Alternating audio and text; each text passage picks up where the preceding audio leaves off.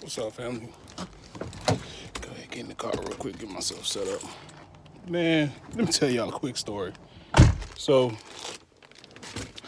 last video, told y'all about putting your hands on the car and actually, so you can know what you was buying, right? Told y'all the auction was coming up about 5 minutes, whatever it was. And I was on my way, and I was stuck in traffic.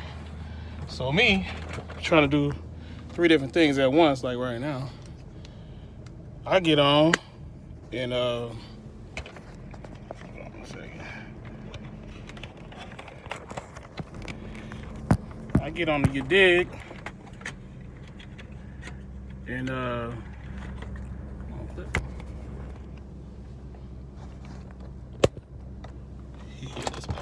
so I get on the You Dig, and a car that was on my list comes up. Like, it was on my list, but one thing you got to do after you make your list, you got to make a short list. So basically, you make your list, and then you go over that list, and based off of whatever criteria fits your business model best, that's how you shorten up your list. So this particular vehicle was on my long list, but not the short list, right?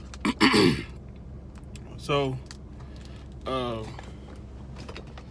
looking down, I'm driving, it's raining, it's Atlanta, so you know everybody hitting brakes and all that other crap. Then I look down, I'm like, oh, snap. That car on my list, right? I heard it run. Didn't really sound too bad for what it was. I'm about to tell you in a second. Actually, it's an 04 Navigator, right? So it's an 04 Navigator. It was on my list, but it wasn't on my short list because I didn't do my short list. Correction, I did my short list, but I didn't write it. I just picked them out off my long list, and as I was driving, I didn't really have the time or the wherewithal to know exactly what was my short and what was my long, right? All my mistake. Long story longer. I bid. Car goes for $500, reserve off, everything, right? I'm like, no way I'm gonna get it. So I'm cool. I'm about to bag out anyway, right? Wrong. Winning bidder, Team McMath. All right, awesome. So I get there. Auction's still going. I started up. Clank, clank, clank, clank, clank, clank, clank. All kind of smoke out the back, but everything works. It drives, it goes in your gear, everything, right? But just like all kind of white smoke out the tailpipe. So I'm pretty familiar with these 5.4 Ford motors, so it's ticking pretty bad, but it's running. Starts right up, it's running. It's ticking pretty bad, and I'm like, damn. I just got off the video saying, yo, put your hands on the car first. Don't buy at the line. Make sure you check it out first, because had I been there, I wouldn't have did it. I'd have bought a totally different vehicle. Totally different. I would not have done it. But I did it. So it's what it is at this point, right? So because when you bid on it, you got one or two things you're gonna do. You're either gonna buy it, or you're gonna let it sit there, and you're not gonna be able to buy at that auction anymore until you pay for it. So you're gonna buy it anyway. So once you go ahead and bid on it, you locked in. You locked in. You either locked in or you're gonna be locked out. So anyway, you gotta make quick decisions at that point, right? So I'm like, cool. So I called one of my customers who was in a non-admissions county and happens to be a mechanic. I'm like, yo, I got this one, and I believe the spark plug is loose on cylinder number 7. You can hear it ticking, but it runs, it drives, everything works on it. He like, bet, send me some pictures, I'll let you know. I shoot him the pictures, hear nothing. Call him 2-3 times, hear nothing. And this is why I don't like when people want you to shop for them. This is why I don't shop for people unless you put bread in my hand. This is why you don't shop for people unless they put money in your hand. Because you'll get something that meets everything that they said they wanted, and then they got 33,000 excuses on why they can't get it. Oh, my cat got sick. Oh, my dog need his nuts cut off. Oh, I got a splinter in my finger. But just an hour ago, you was big money. You was big money. And The only reason why I even thought of him, I know I'm going on a whole nother tangent, but the only reason why I even thought of him, because I'm as some of y'all can see, I'm driving a Navigator right now, and he been hounding me about this one that I had no intentions on selling. So I gave him a price. He didn't really like the price. But since I got the other one so cheap and it needed work, I'm like, yo, bro, I'll sell it to you for like $1,500, man. You can just have it. And if honestly, if he'd have said, yo, I'll give you $1,000, I'd have dropped it off to him. Cause with fees, I was out the door like $730. That's an easy $200 for me. I'd have dropped it off to him and been out of it and got my money back and moved that money around and do something else. But he bullshitted me. So anyway, gotta make quick decisions. So I take it to another auction down the street. It runs, doesn't really bring shit, right? Like nothing. Like, I think the high bidder was $300, and I told him I needed at least $600. So I was really gonna lose about $2.5 off of that once he paid fees. So it was cold in here. So I rejected the bid. Ran again on Friday, same shit. I rejected the bid. So thankfully, a coworker of mine was like, "Hey man, I know a guy who's real good with the 5.4 liter Ford engines that you got, and I'm gonna give him a call, or I'm gonna put you in contact with him." So put me in contact with dude. We spoke on the phone about my issue. Long story short, I'm gonna pick the car up tomorrow, try to get it dropped off to him. Say he need about 48 hours with it. It's gonna be right around $350, $400. Be good to go. So now that's how you correct your problem. Number one, you got to build your resources, talk to your peoples, because you don't know who may know someone. You know what I'm saying? So build your resources, talk to your people, and I'm gonna take my my problemed 04 Navigator, and I'm gonna make it to where I can at least sell it for about 2,000, maybe 21, low end 1,800, and still make a couple $100 and get it out the way and get my money back. So bidding at the line, man. When you bid at the line, you're gonna take the risk. You're taking a risk either way you go. Either way you go, you're taking a risk. I don't care if you drove that car for 30 minutes, you get it home, and I'm sure other dealers can attest to this. You could drive a car, test drive a car, inspect the car, bring your mechanic to look at the car, do all of this shit at the auction, right? Spend your whole day on that one car. Like, yo, I spent the whole day on this car, nothing's wrong with it. Buy it, pick it up, and the most anxiety you're gonna have is driving that car home from the auction. Oh my God. Driving that car home from the auction, best and worst feeling ever. Best and worst feeling ever. You driving that car home from the auction, all of a sudden it start overheating, it didn't do that. It started knocking, it didn't do that. It started smoking, it didn't do that. It didn't do none of that stuff while you was at the auction for a whole day.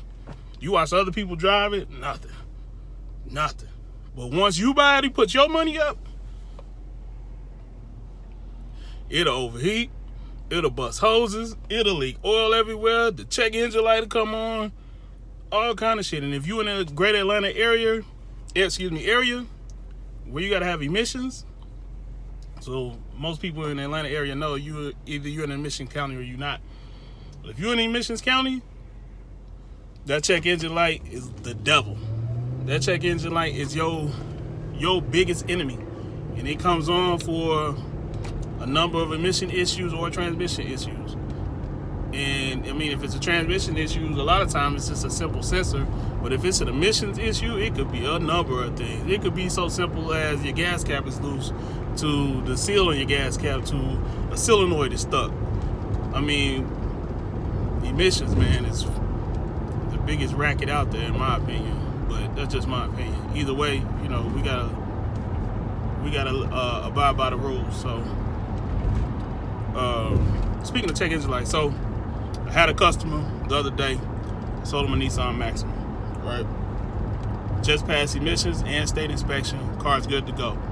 When I do my test drive, we're going about a 3.5 mile test drive that gives the car opportunity to warm up, the buyer opportunity to get it up to speed, 50, 60 miles an hour, make, you know, sudden turns, braking, taking off, gives you an opportunity to go through your day-to-day stuff, right? So I sold him the car, out the door, tax tag, title, everything, $1,800. right? We pay, give him his tag, sign the paperwork. He's happy, I'm happy. I'm getting ready to go back home. I get a phone call. Hey, the check-in light just came on. Damn. All right. Well, being that you just got it, I'll tell you what. I'll pay for your diagnostic. I'm going to shoot you my mobile mechanic's number, which is Don Moody over at Mobile Mechanic Works out here in Conyers.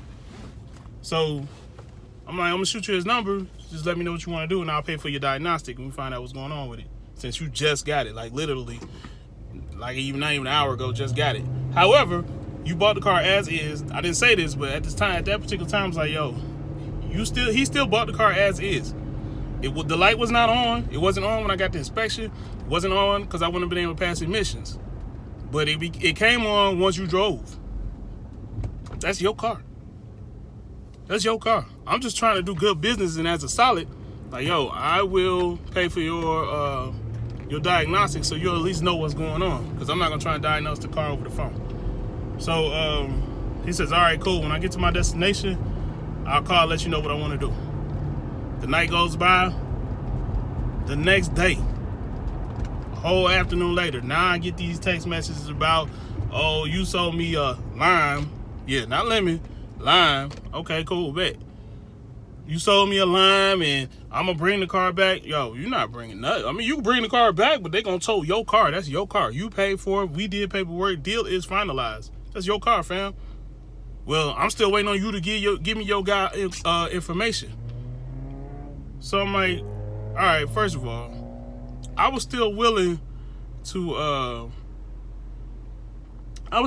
pay for the guy's diagnostic so we can find out what was wrong with the car, because I want to continue to do good business regardless. Even though I talked to one of my OGs and he was like, man, fuck that car. That's his car, and if he came at you sideways, you don't need to do none of that. So he's still, talking this lemon law shit and stuff like that. And I'm like, bro, you bought the car as is. This is a 20-year-old car. We spoke on the phone. You asked me what was wrong with the car. I told you everything that I did to the car to get it to pass emissions, everything that I have done, right? So he's got a clear understanding of everything that I've done, everything that I've touched. He understood that I bought the car from the auction. I do not know the history on the car. He understood that it was a 20-year-old car. He understood that when I told him, hey, it's a 20-year-old car, and if you search hard enough, I'm guarantee you'll find something wrong with it. I'm guarantee you'll find a leak somewhere. Something is bound to leak. Something is bound to happen. But hey, you bought the car for $1,800 out the door. Where you gonna get a running driving car with at least another year on your emissions and inspection that you're gonna drive? You drove it off. So he wants to go back and forth. There's some name calling I want to insert right there, but he wants to go back and forth, and I'm not with the whole back and forth thing. So I'm like, at this point, he's like, yo, I can either bring the car back, you can give me my bread back, or we can get the attorneys involved, this, that, and the third. I'm like, yo, fam, if you can afford an attorney, you wouldn't be buying an $1,800 car. And that's just real. That's just real. You wouldn't buy an $1,800 car if you could afford to get an attorney to take someone back to court for a car that didn't have a check engine light on at the time of purchase. Go run that with Nelly. Go run that with Hennessy. Go run that with any of them larger dealers and see what they say. They gonna say you signed this as is, and that's as is. Run that with your insurance company. Like, yo, I just bought the car. Why y'all gonna make me pay? No, yo, you got that deductible, and you in there. They gonna make you run that. So, long story short, I'll stop responding, because once you decide you want to take legal action, there's really nothing more for us to speak about. So I'll just have your attorney contact my attorney, and we handle it that way. And if you want to keep spending money on it, that's on you. But, as independent dealers, you're going to deal with that, man. They feel like, a lot of people in the public feel like they're going to be able to bully you. Don't let nobody bully you, man. That's why you got to take these continuing education classes, so that you know the law. Because they'll try to tell you the law, and it'll be totally wrong, because the lemon law only applies to new cars. Here in the state of Georgia, anyway. It applies to new cars. So, I didn't sell him a new car. I sold him a car that was 20 years old. And it just passed state inspection and emissions. So, Light wasn't on when you purchased it. When I sold it to you, it wasn't on during the test drive. It wasn't on when I did the emissions over 3 weeks ago.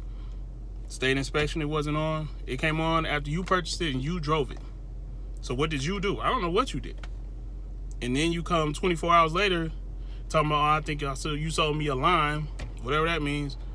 And I don't know what you done with that car in this time. A lot can happen to a vehicle in 24 hours.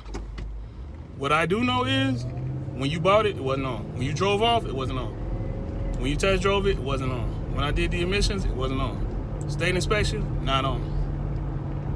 So that's all I got for y'all right now, man. Stay encouraged out there.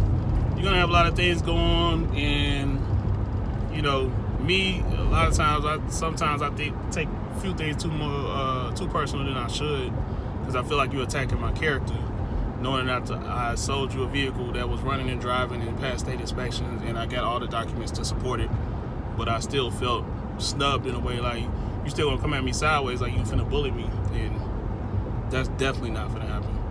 So I appreciate y'all listening to me ramble on. Hopefully I'll put some game in there for y'all, little tidbits. I'll holler at y'all on the next one. Peace.